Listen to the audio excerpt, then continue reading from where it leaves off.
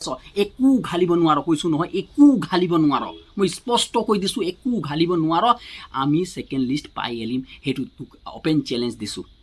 সোমবাৰে আপোনাৰ Assam police ABUB কাটাপলৈ মাননীয় অখিল গগৈ ডাঙৰীয়া, আপুনি একবাৰ মাত নিদিলে, আপুনি এটা শব্দ বৰ্তমানলৈকে এইটো বিষয়ে কোৱা নাই। আপুনি যিকোনো কথাত আপুনি বিধানসভাত আপুনি কি কৰে মাত দিয়ে, ঘৰৰ কাৰোবাৰ কথা হ'লে বা কাৰোবাৰ মাইকীৰ কথা হ'লেও আপুনি মাত দিয়ে, কিন্তু আজি কিয় মাত মন হৈ আছে আপুনি, সেইটো আমাক দিব লাগিব। কিন্তু মাননীয় আপোনাক সন্মান কৰোঁ, বিৰোধী বুলি, বিৰোধী শক্তিশালী অসমৰ বুলি আপোনাক বিশ্বাস কৰোঁ। আৰু এজন আছে গৌৰৱ গগৈ ডাঙৰীয়া, আপুনিও এটা কথা স্পষ্ট কৰি দিছোঁ এই ভিডিঅ'ৰ যোগেদি, আপুনি প্ৰত্যেকটো কথাৰ ওপৰত মাত দিয়ে। আজি আমাৰ ল'ৰাবিলাক যেতিয়া আমি বিপদত ফচি আছে, আমাৰ ল'ৰাবিলাক নিবনুৱা ল'ৰাবিলাক যিবিলাক কষ্টৰ ফল পোৱা নাই, সেই সময়ত আপুনি আজি আমাক লগ দিয়া নাই।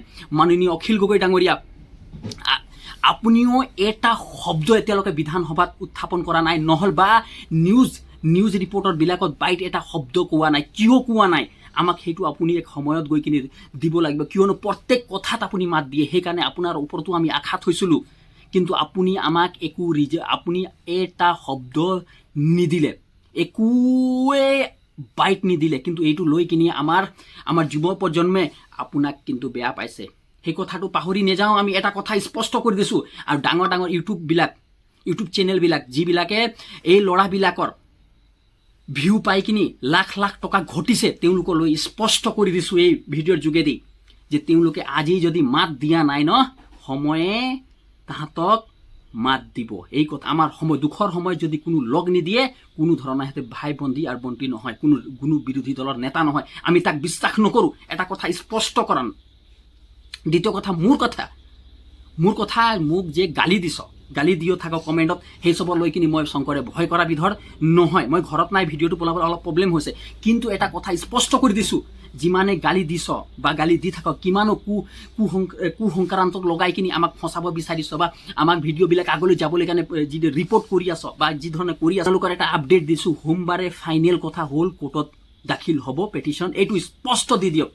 মাননীয় উচ্চতম ন্যায়ালয়ৰ ওপৰত আমাৰ অসমৰ ভাৰতৰ সংবিধানৰ ওপৰত আমাৰ সম্পূৰ্ণভাৱে বিশ্বাস আছে, প্ৰত্যেকটো শব্দই আমাৰ ওপৰত বিশ্বাস আছে। আমি জানো আমি ন্যায় পাম, আমি ন্যায় যুদ্ধত লাগিছোঁ, অন্যায় যুদ্ধত নাই লগা। আমি বেয়া কামৰ কাৰণে আগবাঢ়ি যোৱা নাই, আৰু মই সদায় আপোনালোকৰ লগত আছোঁ, ডিজিটেলি সদায় সমৰ্থন আছোঁ, আৰু বিশ্বাস আছে যে আপোনালোকো আমাৰ লগত দিব। প্ৰত্যেকজন কেণ্ডিডেটৰ মই ইমানেই কওঁ, ধৈৰ্য ধৰি থওক, ধৈৰ্য ফল মিঠা হয়।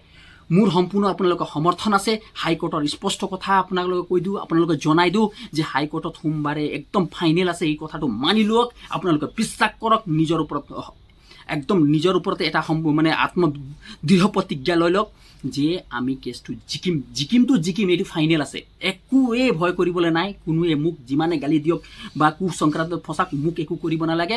আপোনালোকৰ কাৰণে মই জেল যাবলৈ সাজু আছোঁ, কিন্তু ন্যায় পাব লাগে, বছ। আমাৰ ন্যায় ব্যৱস্থাৰ ওপৰত বিশ্বাস আছে, সেইটোৱে, আৰু আমাক একো নালাগে। কোনে কি কৈছে, কোনে কি নাই কোৱা, সেইটো আমাৰ কোনো মতলব নাই।